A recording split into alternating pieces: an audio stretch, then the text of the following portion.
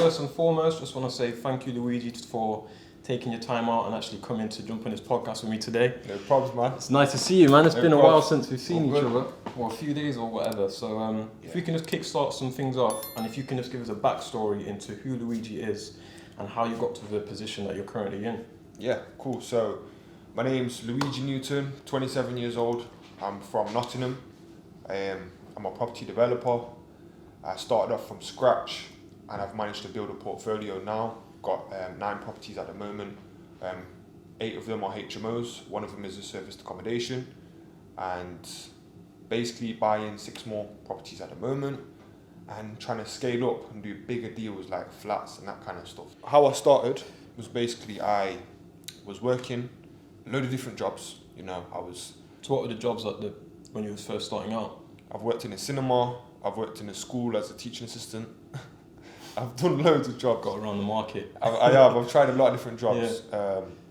But the longest job I've had was about 3 years, and that was working in a call centre selling insurance for like people's Sky equipment. So that was like my longest job. And then the reason I did that job was so I could basically get mortgages for houses. Because it was a decent salary, it was like 30k. So that's how I started, and then I started doing property on the side. And now, obviously, I do property development full time. So what was the main thing that attracted you to want to invest in property in the first place? Like you said, you was doing, you worked your way around the job market. Yeah. You did 3 years working in a company, which was mainly sales. Mm-hmm. What made you want to make the transition from sales to doing potentially property full time? Yeah, so the reason why I was in that job was so I could do property. The reason why I wanted to do the sales job was because it was a set salary, but then I realised, oh wait, this job is actually very useful to learn the skills I'm learning. The sales skills really was like transferable skills. So I then used the sales skills that I learned in other areas of business and stuff. So it definitely helped. So why was it so important to you that you would have a set salary in order to get onto the property ladder? It's just for the lenders. Okay. So like the mortgage providers, they want you to have a fixed salary. So like I had a year contract and I can just show them the year contract and they'll be like, yeah, that's great. So for the mortgage providers, they really like the fact you've got stability because they want to know you can make that monthly payment. Yeah, okay. Yeah. So I guess the main thing that I was asking was how, you said even before you started that job, you had the intention of getting into property. What was the initial spark? Who told you about property in the first place? How did you hear about it? Was it a book? Was it YouTube videos? That initial spark that made you think, let me switch gears, let me get into property. Where did that come from? It's actually my mum. So basically my mum, she bought her home 25 years ago for 80 grand. Wow. She didn't do no major works to it, and now it's worth about 400 grand. So she was always kind of like throwing that in my face a little bit, like, look what I did. You know what I mean? She was on that kind of vibe. Yeah. So I was like, okay, mum, I see what you're doing. And I just thought, clicked, because I was always like an entrepreneurial mind kind of thing from when I was very young, like 12, 13. I used to do a lot of different stuff, like buy stuff from China and sell it on eBay. Right. And in person, like New Era hats. I think that's definitely a testament to your entrepreneurship at such a young age. Yeah. Especially if you're getting in those kind of conversations. Yeah. But one thing I wanted to ask is, you said you got into property from the fact that your mum did property before. Well, not did property, but she bought her own house, made a profit on it. Yeah. What was the difference between how property actually was compared to your expectations when you first got into the property market? Because you had one perception of, okay, my mum just made a ton of cash just by holding the property. Yeah. So that's one expectation, but how actually is the property life in general, getting into it? So the first kind of reality check that I got was how long it takes to actually buy a house. Because I thought, if you've got the money ready, you've got your deposit ready, it's literally, I thought it was a piece of paper, you can go there and just do it. Little did I know, that is not how it works. Okay. So I soon learned that it takes ages to buy a house. It takes like 3 to 4 months typically. Now I can do stuff in like 6 weeks. Because there's a thing called searches, which is basically where we run a lot of checks on the property before we officially own it. Okay. And that takes about 4 weeks in itself just to do that. And then there's all the legal side. The mortgage needs to be arranged. There's lots of paperwork on the solicitor side. So there's lots to it, but I was oblivious to that. I didn't know. No one told me that. So I was pissed off on my first one because I thought I'm gonna get it straight away, but it took 4 months. Right. Okay. So that was my biggest realization. So when I'm working with people now and they've not done any deals yet, for example, they also get shocked of how long it actually takes. So I have to tell them, look, it's gonna take 3 to 4 months when you're buying a house. So that was one thing. Yeah. Another thing is that you can make mad rental income, you know, using different strategies, which I didn't know about until I actually got into the game myself, like HMOs, for example. So can you just give a bit of an explanation into what HMOs are and why that may be a profitable strategy for people to use, for people that may not know? Yeah, so basically stands for House of Multiple Occupants. And what that is you take a house and you rent it out room by room by room by room by room by room. Okay. So I've got a lot of 6-bed HMOs. Okay. However, you can do a HMO which is only a 3-bed HMO or a 4-bed. Obviously, the bigger ones typically make a lot more profit. If you're doing a 5 or 6-bed, it's going to make a lot more profit than a 3-bed or 4-bed. Okay. But a HMO is basically a shared house. So you know, like a student house, shared house. So my first purchase was basically a HMO. It was a 4-bed HMO. Okay. So I turned the dining room into a bedroom. So it had a living room, a dining room, and 3 bedrooms. So I just took the dining room, turned it to a bedroom. And is that possible to do on pretty much any property, or is there certain regulations that you may need to go through in order to convert a house into a HMO? Yeah, there's definitely a lot of regulations. It's not just as easy as you buy a house and you do it like that. How I did it was, I was a residential landlord. So I purchased the property on a residential mortgage, so I put down 10%, and then I basically rented out my spare rooms, which is pretty relaxed if you're allowed to have lodgers. You just need to be wary of the area because there is certain restrictions on areas. For example, Article 4. Yeah. Article 4 is basically a planning restriction. So planning restriction basically means certain areas you can't do HMOs in without applying for planning permission. So in an Article 4 area, you need to apply for planning permission, even if you wanted to do a 3-bed HMO.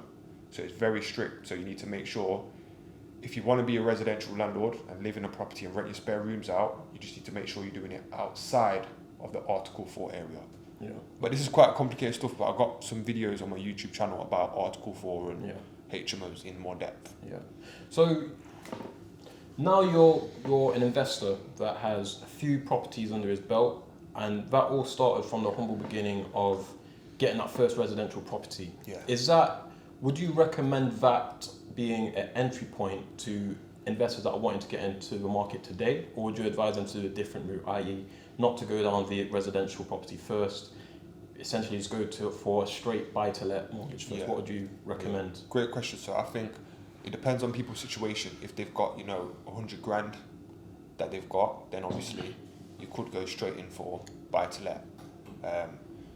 So I wouldn't advise anyone to buy residential and then just rent the whole place out and don't actually live there because it is illegal. You need to be living in one of the rooms, or you need to be living there. So what are the other conditions where that wouldn't be illegal? Is it just a matter of you just have to live in that house and then you can rent out the other 3-4 rooms, or is it limited? Yeah, so essentially yes. However, there is a way you can do it, because what you could do is you could live in it for a bit and then you could apply for consent to let. Okay. And that's basically you're telling the lender saying, look, my circumstances have changed, I want to move out, can I get consent to let out this property? Now 9 times out of 10 they'll say yeah, that's fine. And they might change your monthly payment, your interest rate. Okay.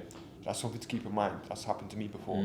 But just make sure if you are renting a property out, you get consent to let. Okay. So if you do convert that to a consent to let, is there any additional fees that you would need to pay, whether that's like an application fee or anything like that, or is it just... So typically no. However, each lender is different. But I do think some lenders will change the interest rate. So they'll charge you like an extra 1% or something, which could have a big effect. So if you're on a 3% mortgage and they're now going to charge you 4%, your monthly payment might go up by £100. Okay. So that's something to keep in mind. Generally feasible, but what you're saying is based on your circumstances, depending on what entry route you go in. Yeah. So if you have not a lot of cash, then you're saying the best position may be, considering your circumstances, to get in through a residential because it's lower down down payment. Down payment, yeah. Whereas if you have a bunch of cash lying around, then potentially a buy-to-let. Exactly, yeah. If you had 100 grand laying around, for example, would you recommend pumping that into a single let, or would you recommend looking for a HMO? So there's three kind of main strategies. There's the single lets, which is where we're renting a property to a family, to a couple, to a young person. Yeah. So that's the safe model. However, nowadays with interest rates where they are right now, it's quite hard to make those deals work. Yeah. You might be left with £100, £200 profit, maybe £300-400 profit. It's not that exciting, it's not that juicy as a deal. However, with the HMOs, you know, you've got a property and you're renting it room by room, there's a lot more potential profit per month. And you pretty much know how much you're going to get. Yeah. So that's the HMO method. Or there's the serviced accommodation method, which is where we take a property, we rent it on Airbnb, Booking.com, we're running it as a short stay accommodation. So people are staying there for a short period of time. Okay. So the benefits of that is you never have tenants. People are on like a lease agreement. So if anyone's messing about, they're being damaging to the property, you can get them out straight away. However, with HMOs and single lets, it's harder to get people out. So they're the three main strategies. Serviced accommodation, the monthly profit is like this, up and down. Yeah. I don't really like that. However, sometimes you could have a mad month. Yeah. And now you're like, ooh, this is wicked. But then you might have a low month. So it's catch-22, like, it's one of those. But for me, I prefer HMOs and serviced accommodation just because of the earning potential. Okay. I'm not really interested in single lets, especially in this market. Is that based on the current situation that you're in, like where your company is at, or is that because, you know, the market conditions and generally it's just not a good strategy for you? I'll be honest with you, I see each property purchase and each property deal as an individual business. So for me, I'm thinking, right, it's an individual business, right? So how much monthly profit am I going to make? Can I do the BRRR strategy, which is a strategy that I love, which is buy, refurbish, refinance, and then rent. Okay. Or it's buy, refurbish, rent, and then refinance, which is the way I typically do it. So I'll buy something, a rundown property, I'll convert it into a HMO, I'll then rent it out, get a HMO license on it, and then I'll refinance it for its new value. Okay. So the bank will come back out and they'll say, right, cool, the property is now worth 300. I might have only bought it for 150 and spent 50, 60k on it. So now I'm able to pull out a big chunk of money which goes back into my bank account, and I still own the property. So they're the two factors. How much money can I pull out on a refinance, and then how much monthly profit am I going to make? Right. I know this is a lot of information, but... No, I think people would understand it. There is quite a bit of a debate about when securing these deals that are going to be profitable, whether that's through refinancing a big amount of cash or even if securing a property that's going to pay off a lot of profit, just, you know, chuck money at you. What do you think the ratio would be between the two sides of the coin? One being the quality of the accommodation you're providing, or two being the location.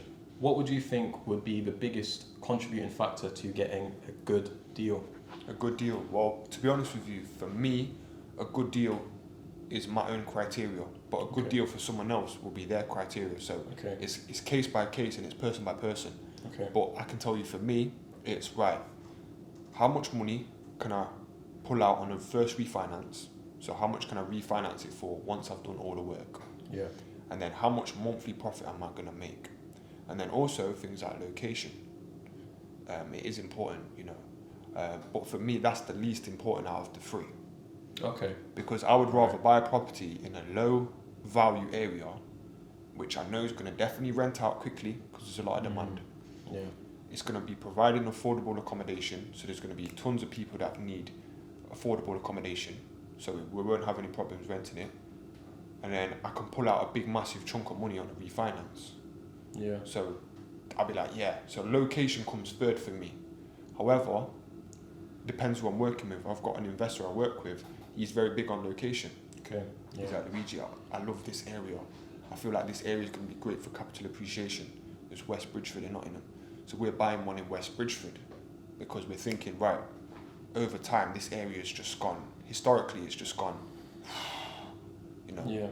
Yeah, so, but I think that makes a lot of sense, you know. Each individual would have their own characteristics and criteria for a good deal. I think you made another interesting point about, I think you mentioned demand, whereas at the end of the day you could be in the greatest location possible, but if there's no demand, you know, there's not going to be any tenants to actually get in the property and provide you some profit. So I think that's a very interesting point for the viewers to actually pick up on. So if we could just go to now, how many properties are in your portfolio at the moment?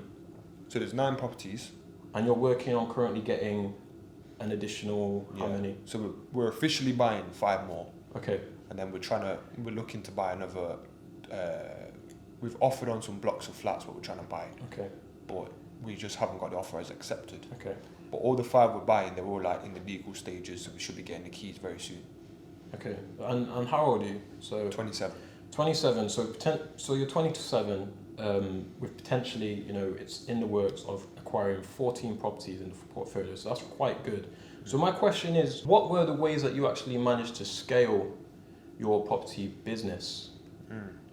So scaling, I'm actually in an aggressive stage now where we're trying to buy 25 properties from this August 2022 to August 2023. So that's like my goal as a company. Yeah. So we are in the aggressive phase right now of right, it's push, it's go. And how we've managed to do that is basically by growing the team so we can handle it. So I've basically got 4 people working for me. Okay. So I'm taking a hit on cash flow, paying for the people that are working for me in order to grow the company. Okay. So that's one thing I've done is I've sacrificed, you know, maybe a couple holidays here and there and, you know, maybe certain cars or things I want to do in order to think, right, long term, let's grow. So having a staff and having a team is very beneficial to scaling. Yeah. You need it. If you're a one-man band, you're not going to be able to buy 25 properties in 1 year. That's crazy. Yeah. So you need the manpower. For example, on the team now, we've got a head of operations, Jiro. Yeah. We've got a full-time virtual assistant, Ran. So he lives in the Philippines. Right. And basically, he's like a VA, virtual assistant. Yeah. So he'll do a lot of the admin, a lot of the spreadsheets and stuff. We're also onboarding another VA as well. And then we've got the media team as well. So we've got quite a few moving parts to the company. Yeah. But then again, the other side is the funding. Okay. You need to make sure you've got the money there so you can do all the purchases and all the projects and deals. So what are the main ways that you would go about funding? Would that just be primarily, you know, getting the money in from the refinance, working with investors, or working on the side? What would be your main methods for you to generate funding for your business? So with the funding side, it's all about making sure you're around the right people and you've got business partnerships with the right people. So for me, I work with lots of joint venture partners that might have a few mils sitting there. They're building a portfolio. They would like to work with me. They paid a commitment fee, so the money's ready to go basically. Right. So I know when a great deal comes, I can present it to my partner. They can sign it off, and we can buy the place. Yeah. So the money's there. It's a case of finding the deals right now, finding the right deals. Yeah. What's your experience been like with working with deal sources? Because like you said, you have funding available pretty much at the ready. Is working with deal sources something that you would do quite a lot just to make sure that there's a large influx of quantity coming in for property deals, or are you just doing the searching on your own? Yeah. Right. So when it comes to the deal sourcing side, I just want to make a message to people that are watching. If anyone here has got anyone they know that is selling a property in Nottingham, please let me know. It can't be on Rightmove, it can't be on Zoopla, but if they want to sell, please put me in touch, and if I buy the house, I'll pay you £2,000 to £3,000. So I do that a lot of the time. Yeah, so that's what I said. Yeah. Yeah, so essentially, Ellen Capital does work with deal sources, and they are looking to get as much deals as possible. So if you do have anyone that has a few properties that they're wanting to sell, or even someone that has a residential home that wants to sell up, this is your guy.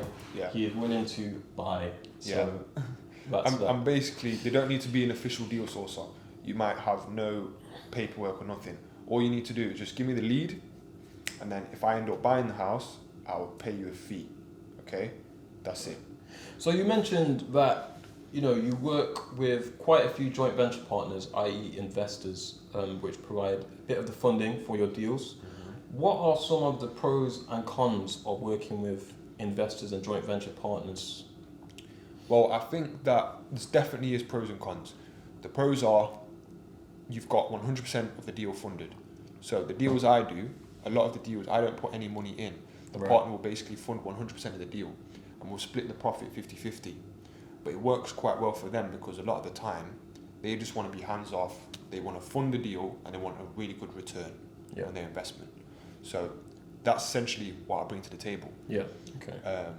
And we like co-own the property, so we'll buy the property in a limited company, we both be directors, we both be 50-50 shareholders, and then we just split the profit 50-50. So that works great because you've got a stream of funding. However, I think it's about having the right partners, because if you're in with the wrong partners, it can be stressful. They can come to you with a lot of headaches. That's the con side. So the cons mainly being, you know, there's a lot of different personalities to deal with. Some people, not that it's any fault to them, but you may not necessarily get on with the most. Yeah, obviously you've got your preferred partners are the ones that are going to put in the money. They're going to have a great relationship with you, very honest. They've got really good integrity. They'll come to you if they've got a problem. They're calm, they're relaxed, they're chill, they're experienced. Yeah. They're the preferred kind of partners. Right. And obviously they've got the funding as well to back these deals. Yeah. I'd say your non-preferred partners are the ones which don't have much experience in property. They don't really understand the game and they might have a very limited budget. Yeah. So for them, you know, you need to be careful who you work with. If someone comes to you with 100 grand, that's all they've got. You can't, and they've never done a deal before, a property deal. I would advise, don't do a deal with them if it's going to cost 100 grand. Maybe do a deal with them that's going to cost 60 grand, like a small serviced accommodation property. But don't do like a 5-bed HMO that's going to cost 100 grand. Yeah. Because that's all their money. Yeah. So they're then going all in, which is going to be stressful for you. Yeah. So just mitigating the risk, making sure that we don't put in all of it, because then it will be a bit more stressful for them as well as yourself. Yeah. So there may be some people watching and listening that may actually be wanting to start up a property company and go all in with the JV venture kind of side of things. Okay. So with that, if in the unfortunate circumstance they do actually manage to team up with some unpreferred investors and JV partners, what strategies have you personally used in your company to kind of navigate and manage those relationships to ensure that even though it's not an ideal investor, you know, the deals still get done and there's a great line of communication? Yeah. So I think it's all about relationship building. Obviously, for me, it's all about relationships. That's one thing we've not even touched on today. There's so many moving parts to property. Sometimes you can feel it's all about the numbers, it's all about the deals. But realistically, it's all about the relationships. Because like, when things go wrong in property, you want to be able to turn around to your partner and say, right, this is what's happened. Yeah. This is how much it's going to cost us potentially. Some very awkward conversations. Yeah. And it's like, you want to feel good doing those conversations, you know. So feel good in the sense of, you know, you're managing to communicate in a clear and efficient manner, or feel good in the sense of you both feel like after leaving that conversation you have a clear defined plan. Yeah. Or both. So both, but I would say as well, is if with the preferred partners you're going to get more understanding of the situation. Yeah. Because they've obviously got preferred partners for me have got experience in property. Yeah. So I met with a guy yesterday who's actually a property developer. He lives in Sydney in Australia. Wow. Yeah. He's got a few million that he's thinking of allocating to doing a portfolio in Nottingham with me. So I met with him, he came down, and it was great.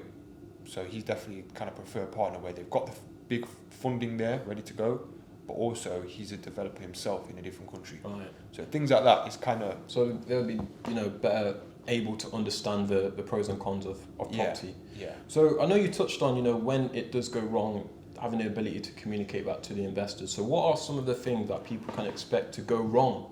What are some of the obstacles, the trials and tribulations that people may face when they are investing in property? Right, so what can go wrong? Everything. Right? Everything can go wrong. Everything. Let's put it out there. It can. I'd say builders are a nightmare. Yeah. Right? I don't like builders. I'm not gonna lie. Like, I don't fuck with builders. But some of them are great. I do have some great tradespeople that are great at what they do. They show up. They get it done. Yeah.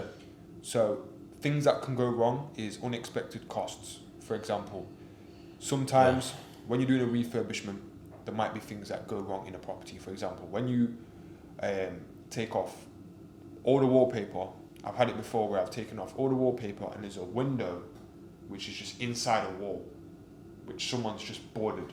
Jesus. So we'll So try that and was get underneath the wallpaper. Yeah, so I've stripped Covered off up. the wallpaper and there's a window. And I'm like, bruh. So we've had to rebuild that whole wall. Because you can't just leave that because it was a structural wall. It wasn't safe. So we had to put steel beams. Then we have to rebuild the whole wall. Put the props to make sure the ceiling don't come down. There was a lot we had to do to make it safe. And it probably cost us an extra $4,000 to do. So things like that happen. Other things, you might buy a property and when you rip out the ceilings because you want to rebuild the ceilings, you see that there's a massive steel beam or the joists are not safe. Yeah. And you have to replace them. That's a big structural job in a property. So that's, you need to basically take out a massive beam, or you leave the beam there and you prop it up with another massive beam, which, the beam might cost £400, but all your builders have to bring in a massive beam into a property. How are they going to get it in? Yeah. There's a lot of factors, so that might cost an extra £3,000.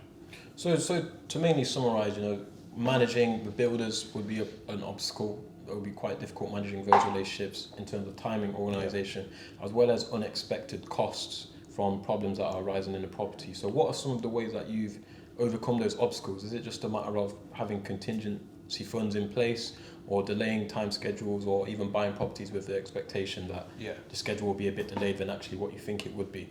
Yeah, so I think it's all about expectation management. Because for me, I'm understanding that, right, projects, if everything goes smooth, typically takes about 3 months.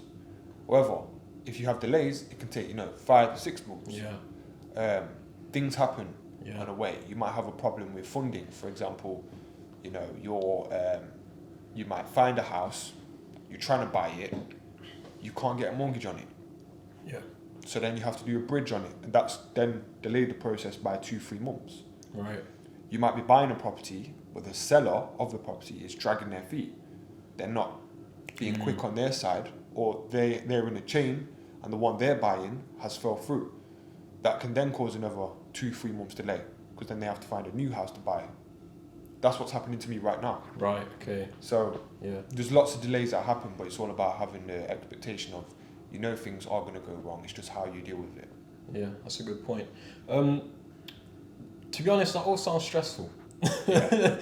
I'm a good friend of yours. We meet up. There's some times where I've seen you in a bad place, stressed out due to the problems with property, and it is normal. So I think that leads to a good question of what kind of mindset do you think is required to invest in property and be successful at it?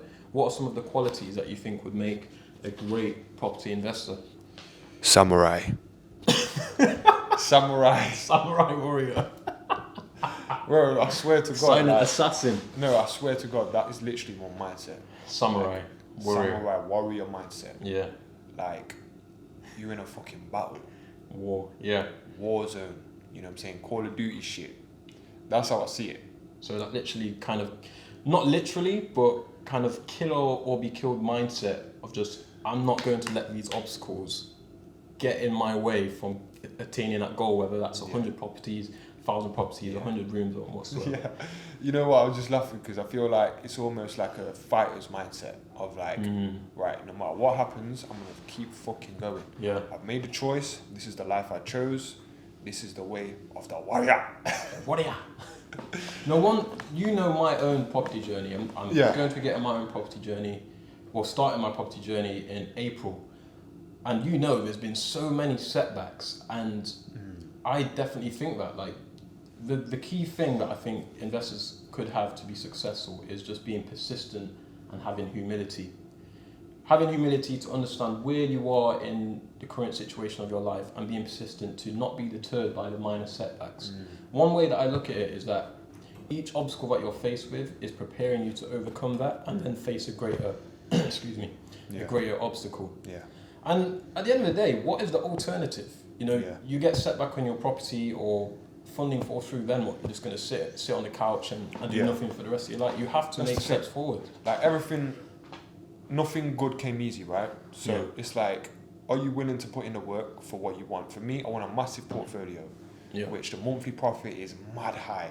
We're talking like over £1 million profit per month, that kind of thing, way more. So like that's what I'm kind of visioning, all through property. And I know I'm not going to do that by doing these HMOs.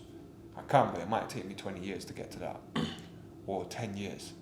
For me, I'm looking to scale up and do bigger projects. So we start building blocks of apartments, we start buying apartments, refurbishing them, refinancing them, renting them out. We buy pubs, convert the pubs into flats. There's loads of things you can do in property. It's really fun, it's exciting. So for me, like, that's what motivates me of like, right, what's next? Yeah. Every day you wake up and you just think, right, I could meet the best partner and I could find the best deal, you know? Like, these things just keep me going. And also, I like the challenges. Yeah. If it was just easy, I'd probably be bored. Yeah. I'd just be like, oh, I'll do something more challenging. I like a challenge. Yeah. So for me, like, I just embrace it. I do love it. And the social media side's fun. Like, all this stuff to me is fun. Because we get to share the journey. Like, the real shit, what's going on, we get to share. Yeah. Right, cool. So people can watch me for the last 4 years I've been on YouTube, right? Yeah. Some people have followed me from then until now. And they've seen the struggle of trying to get all these houses. Yeah. And then they keep watching me, they will see me with apartment blocks that we've built from scratch. Yeah. And I think that's going to be inspiring for certain people. Yeah, definitely. I think that's the thing, you know. At the end of the day, without struggle, is anything really worth accomplishing? Because if something is just handed to you on a plate, you're not going to value it as much compared to if something, you know, you had to sacrifice for. At the end of the day, the bigger the goal, the more that you're going to have to sacrifice. It might take sleepless nights, it might be stressing out on the phone to your mom or your friends at late nights. It's going to take a lot of sacrifices. And to me, from my perspective, what it seems is, if you're wanting to get into property for an easy ride and develop and get 100 properties, this isn't the industry for you. You're going to have to be resilient and have the correct mindset in terms of being persistent, motivated, have a deep hunger, and like Luigi said, be a samurai warrior if you're going to make it in this property game. But that's another interesting thing, you know. So, like you said, you're going to have quite a few properties, quite a few apartment blocks as well. You aim to have, what was your goal? Is it 1,000 rooms? 1,000 properties. 1,000 properties. How many rooms? Have you got that down? Or It'd probably be like, I guess, 5,000 rooms, wouldn't it? But the main thing is, you know, 1,000 properties. So I know a lot of people, which is interesting actually, a lot of people would look at you right now today and say, you know what, Luigi is extremely successful. But one thing that I know is success is a relative term. So I want to know, and I want the audience to understand as well, your perspective on what does success mean for you and what does that look like? When would you reach that point, or would you ever reach that point of you saying, I am successful? For me, I love that question, T. I think for me, it's not a destination. For me, success is a journey. So it's like, I know it sounds a bit like, what's the word? A bit hippie-ish. But it's a journey. Like, for me, like, success is a journey. So for me, it's all about, right, enjoying the process. And knowing that as long as I'm on the right track and I've got a big goal that I'm working towards every day, then I feel successful. And also, it doesn't stop with business. You know, I'm trying to be successful in all ways. I'm trying to be mentally great, in a great place. You know, like, let's just be real, happy. You know, I want to be happy on this journey. Also, fitness. I want to be in my best shape. You know, I'm trying to always work on that. Family-wise too, you know. So I want to be in a great place with all my family. So like, there's a lot of other factors of success.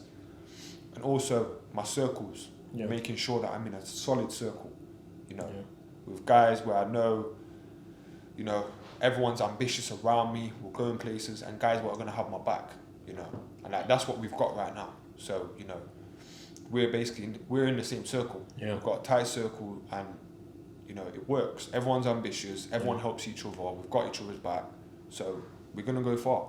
So for me, it's all part of success. Like, it's not just money or business. That's what I'm trying to say. I think that's one thing with today's society is they mainly look to materialistic possessions, and they would say, if this guy has that car and lives in that house, he's, you know, successful. Without thinking about it, without the criteria, he's successful. But I think the important point Luigi's trying to make, and correct me if I'm wrong, is, you know, success is multifaceted. and you're going to need to, max off all of those different aspects. So the Yeah. one thing for me is being successful. Well, success for me is mainly being the best version of myself physically, emotionally, mentally, and spiritually. Yes. That pretty much ticks off every single Yeah. aspect. It does. That's what I was trying to say. You just worded it a lot better. I like that. So, just to finish up quickly, I just have a few more questions left. Yeah. One of them being, what does working with LN Capital look like in terms of being an investor, and if they wanted to invest with LN Capital? So it's super easy for anyone that's interested in working myself. All they need to do is basically reach out to me via email. That's lncapital@outlook.com. You can also inquire on the link. I guess we can put it in the description. We'll drop that down below. Cool. And it's real easy. Just get in touch and we'll have a conversation about how it could work, working myself, investing in myself.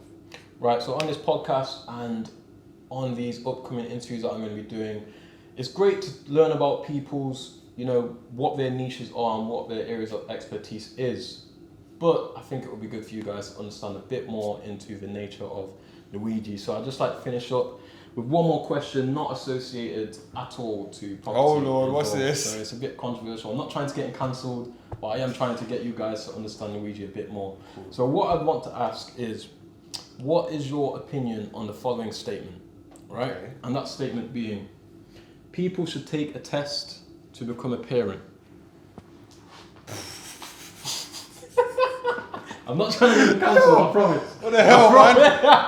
The fuck? So the question is, do you think people should take a test to become a parent? In other words, do you think everyone off the bat should be granted the ability to have a child, even though, there are some people that unfortunately may struggle with severe mental health difficulties, as well as not even having funding. So if that child was to be born, that child is going to be severely deprived, neglected, and not have a great foundation to build a better life for himself. So what is your thought on that? Do you think parents should need a test or shouldn't? I know there's a lot of factors and it's multifaceted concept, don't just say, yes or no. Yeah. So Yeah, what are your I appreciate thoughts? that. So no, I don't think parents should need a test to have a kid. I feel like that's, up to God. Okay. So I'm very spiritual and I believe in God. I pray and I leave things in God's hands. And I feel like for that situation there, if someone is not, they're not in the best position to have a child, who is anyone to stop them from doing, what God could want? Them having a child might make them become so much better. Yeah, As that's a a great person, point. it might make them think, right, this is my chance. I've got a child. I need to be more responsible. I need to fix up. You've seen people what have gone from being drug addicts to then having a child, and it's changed them, and they've quit. These things happen. So I don't think we can judge anyone based on their actions. Yeah. I feel like, it's all about, does God want them to have a kid? Yeah, I think that's a great point that you made, At certain situations, it is good to judge people based on their previous actions, but it is a judgment at the end of the day. It's not a definitive thing. Just because they acted one way in the past does not mean that they're going to act another way in the future. So I think that's a point of that, like you said, that's a great point you made. That whole situation of having a kid may actually make people think, you know what, let me turn my life around, or let me seek help, let me do better so I can provide a better life for my child. Yeah. Because I've turned my life around. When I was young, I was in a bad place. I was getting in trouble. I was always just up to no good. I was just a naughty teenager guy. Yeah. And then eventually, two of my best friends at the time went to prison for a long time. And it made me switch. And I was like, Luigi, I don't care what you do. You need to do something and focus on it and try and, focus and be something with yourself. So I tried kickboxing. I wanted to, at that time, to be a professional kickboxer. Then I realised I don't think I'm going to get to that 1% and make money. Yeah. Because my bigger goal was about wealth and basically trying to become rich. So that was one thing I wanted in life. So I thought, I don't think I'm going to get it through kickboxing. So I thought, I'm going to leave that and I'm going to get into business. And then I went into business. So I've turned myself around. Yeah. And now I've got a great relationship with my family and I'm not a little shit no more. Yeah, I think we're all subject to being a little shit at one point in our life. Yeah, that's But I it. think that's a great note to end it on. Yeah. Have the humility to understand what your strengths and weaknesses are. Yeah. Like for Luigi, he didn't think kickboxing was a way for him. He's found something else that he's very passionate about and he's thriving in. So sometimes the setbacks are not necessarily going to be the whole failure of your life. It is potential to change and evolve with the time, so trust in the process.